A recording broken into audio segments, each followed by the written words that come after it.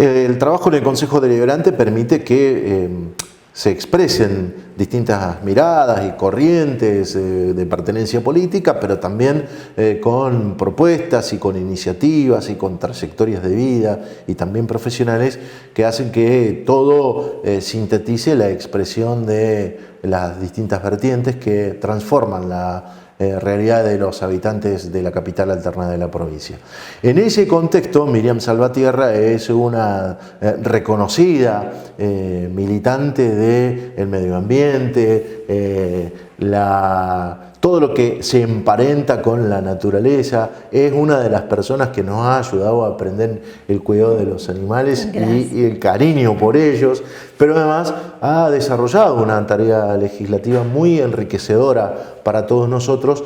Entendemos que siempre es interesante escucharla y aprender respecto de cuál es su mirada con respecto a lo que le interesa de la política, pero también de su experiencia de vida. Te agradecemos enormemente que estés con nosotros. Se está terminando tu tiempo de mandato. ¿Y qué te queda? Bueno, antes que gracias por haberme invitado y bueno, por el concepto que tenés hacia mi persona.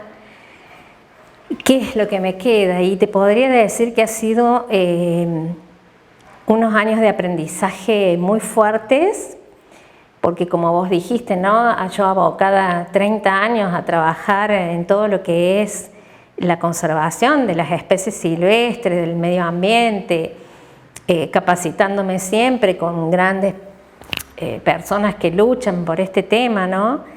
Ir a un espacio totalmente diferente, que si bien vos podés trabajar algunos temas que puedan ayudar a la conservación o al cambio de algunas leyes u ordenanzas, hay un pequeño siempre inconveniente cuando uno es segunda minoría, que muchas veces los proyectos que no son tan interesantes, digamos, o que obviamente al ser dos concejales no tienen tanto peso, a veces esos proyectos que están muy buenos pasan a ser cajoneados.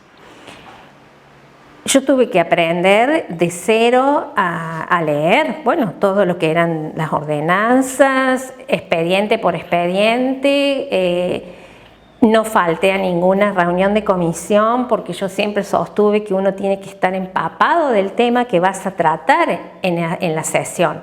Porque no es cuestión de decir, bueno, sí, el expediente tanto y no sé qué está tratando ese expediente y yo después voy a una sesión y lo voto. Creo que no es la forma de trabajar. Para mí siempre he sido muy responsable en todo lo que he hecho. Era estudiar expediente por expediente para saber de lo que se estaba tratando.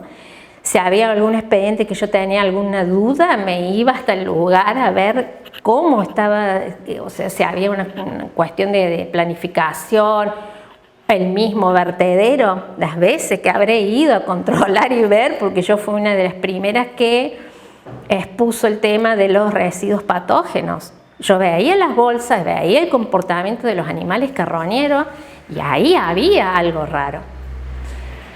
Bueno, me fui, viste, yo a experiencia campo, no le temo al campo, así que me quedaba horas observando y observando. Bueno, eso fue uno de los proyectos que yo presenté que obviamente no salió a la luz. ¿No salió a la luz porque estabas tocando intereses? ¿No salió a la luz porque no se trabajó? ¿No salió a la luz porque no era conveniente? No es conveniente, mucho interés, muchos intereses, uno lo ve. Yo siendo nueva en esto, ¿no? Porque por ahí tenés que tener mucha cintura política en algunos temas, cuando hay que hacer negociaciones. Yo mucho para eso, te digo que no, considero que no soy muy buena. ¿Por qué? Porque toda mi vida me acostumbré a trabajar muy de frente, a veces siendo muy chocante porque yo siempre fui de la verdad, ¿no? De que me demostraran las cosas, no que me las dijeran. Porque vos me podés decir, si yo estoy haciendo una planta tal para recolectar, hacer tratamiento de la basura. Bueno, y yo me cansé de pedir ir a ver la planta. Yo quería ver qué es lo que había y qué es lo que iban a hacer. Cuando nos llevan veo que no era nada de lo que estaba dicho. No, porque hicimos unos cambios, porque bueno, siempre pedí, exigí caminar el lugar, ver, es la única manera que vos tenés de saber. Y en estas cuestiones políticas, a nivel municipal, provincial, nacional, la verdad no se usa. El hecho de caminar el territorio para que de alguna manera uno pueda comprobar lo que le están diciendo es un poco el ejercicio que nosotros hacemos cuando andamos por el territorio, ¿no? Y la verdad que es enriquecedor porque además uno aprende, pero precisamente entre la acción y la realización suele haber diferencias y es un poco el ejercicio. Cuando te mantenés en ese criterio, por ejemplo, estás tocando el tema de la planta de tratamiento, se inauguró recientemente. ¿Cuál es tu lectura? Vos decís, ¿es algo de lo esperado o en realidad no responde a las necesidades de lo que necesita Río Cuarto como planta? No responde, porque se suponía que iba a ser una planta que iba a tener 5.000 metros cuadrados, terminó con 500. Se suponía que iba a tener ciertas maquinarias y cuando nosotros llegamos ni siquiera estaba armado, o sea, lo que habían armado era algo provisorio para mostrarnos cómo se iba a trabajar. Pero si eso es una salida económica para los recuperadores, ¿cuántos recuperadores pueden trabajar en ese pequeño espacio? No dan los números, obviamente los montos en los que hubo bastante dinero para poner supuestamente todo lo que se iba a hacer. Y vos te encontrás con esto y vos decís, esto no es, ¿por qué? En un momento yo lo planteé en uno de los informes de los secretarios, que yo le pregunté a Bressan, que yo sentía la sensación de acá que los monopolios manejaban la ciudad y pasaban por arriba a las autoridades municipales, porque la SAT hace lo que quiere, Cotreco hace lo que quiere. ¿Por qué me refería a eso? Nosotros cuando salimos a la calle a hablar con los vecinos, no había quejas en el tema de la recolección de basura. En algunos barrios a lo mejor sí, pero era muy poco el reclamo. Pero el reclamo sí era el tema del tratamiento. Y más que todo la gente que vive cerca, a los alrededores, que es la que tiene que soportar los olores, en las que supuestamente ya tenían que estar listas todas las cortinas de árboles para que no... Cuando yo fui, me acuerdo esa mañana, el viento era imposible estar afuera y respirar. Entonces es una cuestión lógica, no es un invento de que hay olor, de que se está contaminando. Entonces, cuando se prende fuego, yo fui una de las primeras que dije, ¿cómo? ¿Prender fuego? Ah, sí, no. Que a las 6 de la tarde la exposición del calor... A las 6 de la tarde el sol no tiene la potencia para poder producir un incendio. Muchas cosas que no eran claras y que yo, porque obviamente no me permitieron entrar y tampoco me iba a cometer un delito, yo trepando. Pero lo que yo veía a través de largavistas, comportamiento de los animales, un jote sabe muy bien dónde está lo podrido. Cuando nos hizo el informe, la persona que estaba ahí trabajando nos dice, no, pero acá el tratamiento se da con una máquina de autoclave. Entiendo perfectamente que ustedes, le digo, lleven residuos patógenos. Le digo, pero ¿cómo me explicas esto? Y le mostré la foto y los videos. Que si bien eran residuos de matadero, porque eran un montón de orejas, pero es contaminante. No, me dice, pero eso tiene un tratamiento, el mismo matadero lo hace. Bueno, pero acá esta foto, este video está sacado acá y esto me muestra que no está viendo el tratamiento. Entonces, ¿la falencia de quién es? Del que no está controlando qué está entrando en el camión.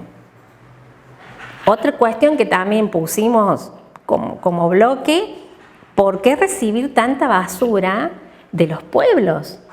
Si Río Cuarto cada día está creciendo más y obviamente generas más residuos, está bien, los pueblos pagan, bueno, pero yo preferiría que no me pagaran y preferiría tener bien controlado el tema de la planta de reciclaje y la planta de basura, de tratamiento.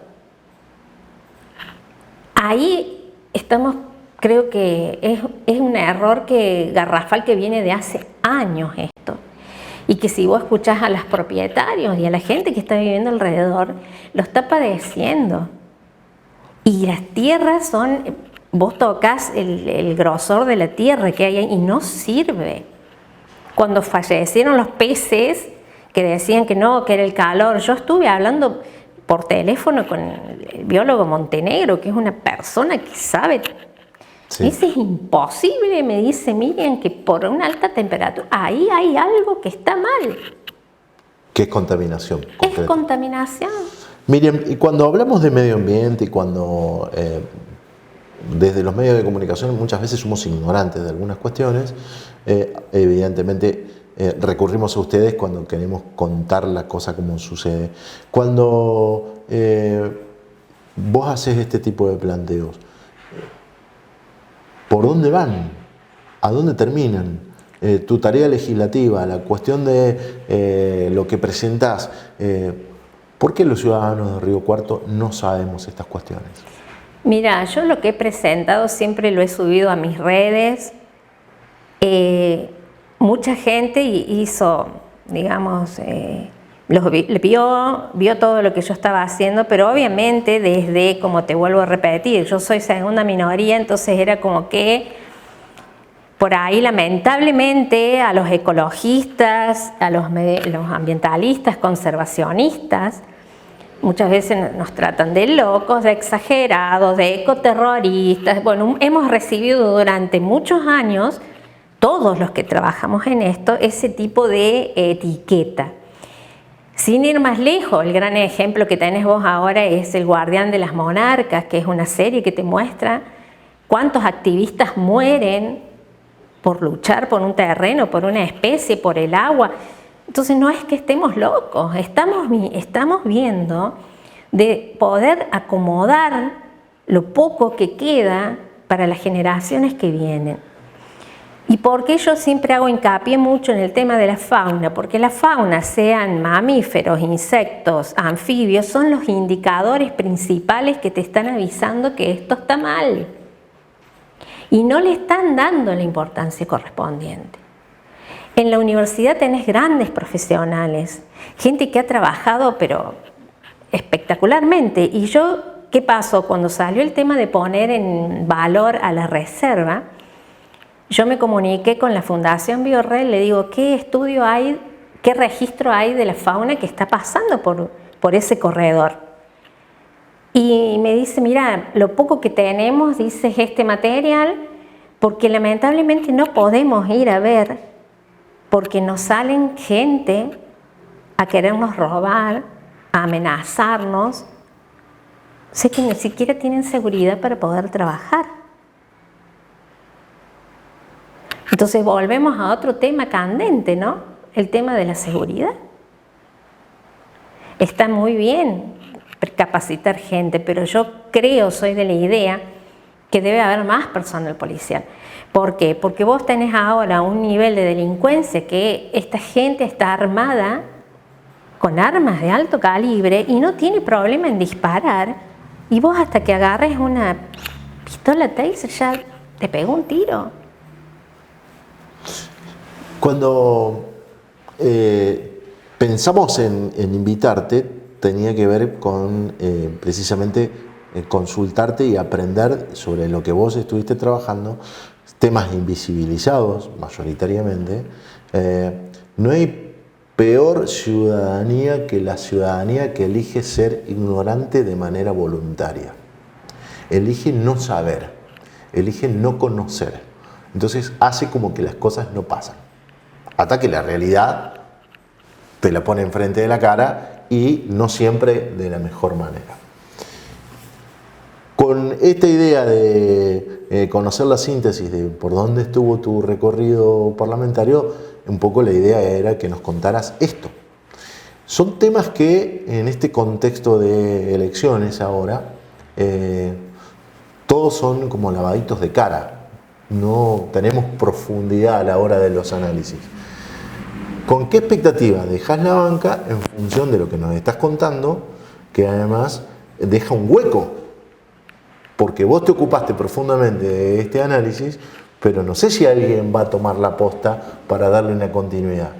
¿Con qué expectativa dejás la banca y cuál es la mirada que tenés a futuro en función de estas problemáticas que ni más ni menos que tienen que ver con nuestra actualidad y con, como dijiste, las futuras generaciones? Bueno, en realidad yo creo que no va a haber, y no porque yo quiera tener un protagonismo, porque hay muchísima gente que es profesional y que sabe de medio ambiente, pero en el consejo no hay lugar. O sea, yo siempre fui diferente porque miré las cosas desde otra perspectiva y por ahí quizás era medio intensa en el sentido como este que te digo. Para mí no hay mejor forma de ver la verdad que estar en el lugar.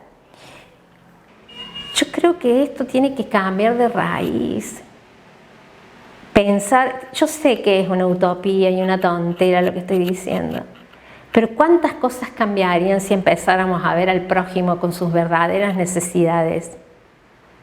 Y realmente ponernos al servicio. No recibir un expediente o que la gente vaya y dice, no, pero yo vine a pedir por favor que me solucionaran este problema y nadie le responde. Las veces que yo he presenciado gente que iba por un problema de salud y los hacían ir y venir 1000 veces, no es lo correcto. Por eso la gente empieza a descreer del político. Vos fíjate ahora, cuestionás a la gente y le preguntás, ¿a quién va a votar? Estoy cansado de ver propagandas políticas, de ver políticos, porque la gente se cansa de no recibir una respuesta. Yo creo que hay otras maneras de hacer política y es acercarse más a la realidad. Creo que a lo mejor por eso no seguí en la banca, porque soy una persona que piensa totalmente diferente. Y yo cada vez que he tenido a alguien que me ha golpeado la puerta en el bloque manifestándome algún problema, he tratado de buscarle la solución. Algunos los pude solucionar con alegría de haber cumplido. Otros me he quedado con el dolor de no poder haber hecho lo que necesitaban. Pero con el agradecimiento porque ellos veían cómo eran las gestiones, cómo eran estas cuestiones y entendían que uno ponía lo mejor de sí y que ya no dependía de nosotros algunas cosas. Y bueno, y me quedo con de decirte con el compañerismo y el respeto de Santiago Pérez, un hombre con mucha militancia, él sí, mucha militancia política y con una lucha muy grande con el tema de los jubilados. Yo aprendí mucho sobre todo ese tema, cómo llegar, ¿no?, a esa gente y la verdad que este último tiempo fue un poco mejor que al principio porque tuve mucho que aprender, mucho que estudiar y es un ambiente totalmente diferente. Si bien uno en todos los lugares tenés conflictos y diferentes opiniones, con los animales era más fácil. Mucho mejor. Se llama Miriam Salvatierra. Todavía es concejal de Río Cuarto. Tenemos, los que habitamos esta ciudad, la posibilidad de seguir aprendiendo de su mano. Forma parte de uno de los partidos minoritarios. Por eso cuando habla de las minorías, de la segunda minoría, es porque en su bloque hay 2 concejales de los 19 que componen el cuerpo. Y no siempre esas ideas y esas iniciativas y las inquietudes que plantea son acompañadas con el voto de sus pares para que se transformen en ordenanza y eso impacte en la vida de todos nosotros. La invitamos porque nos merece muchísimo respeto, porque nos gusta escucharla, porque es una forma de aprender, pero por sobre todas las cosas, por la responsabilidad de comunicar, visibilizando todas las opiniones y poniendo en valor y en su mesa, en su lugar, en su hogar, la posibilidad de que conozcamos este tipo de miradas, de pensamientos y que sin lugar a dudas representan ni más ni menos que la posibilidad de entender que hay que comprometerse para poder seguir creciendo como sociedad. Mil gracias. Mil gracias a ustedes por todo. Gracias.